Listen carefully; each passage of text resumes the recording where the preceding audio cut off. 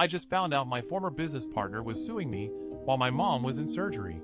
And as I sit here in the quiet hospital room, I'm trying to process the news while keeping a calm demeanor for my mom's sake, who lies sleeping nearby.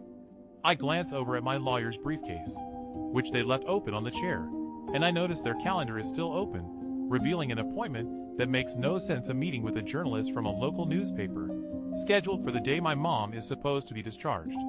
The name of the journalist and the topic of the meeting are scribbled in the margin, but it's the handwritten note, "Confirmed story details," that catches my attention. I feel a surge of anger and betrayal, wondering what kind of story my former partner is trying to spin.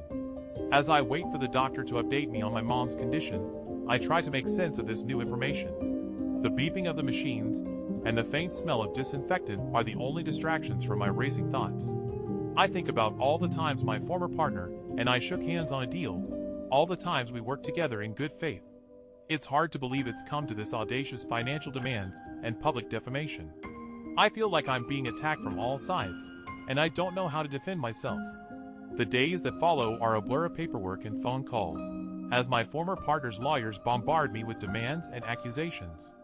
The local newspaper runs a story that quotes my former partner, making false claims about our business dealings. I realize that the meeting my lawyer had scheduled was likely to confirm the details of this smear campaign. I'm furious, but I'm also determined to fight back. When my former business partner's lawyer serves me with a lawsuit, I say nothing, but I do ask to use the restroom, where I casually mention to the nurse that I'm being sued. The nurse offers her condolences, telling me that her sister is a paralegal who specializes in cases like mine. I thank her for her concern and ask if her sister would be willing to review my case. The nurse agrees to pass along my contact information, and I thank her, feeling a glimmer of hope. Weeks later, the paralegal contacts me, having reviewed my case and discovered a trail of evidence that exposes my former business partner's scheme. I'm finally able to turn the tables and file a countersuit, my outrage and frustration finally finding an outlet as I watch my former partner's empire begin to crumble.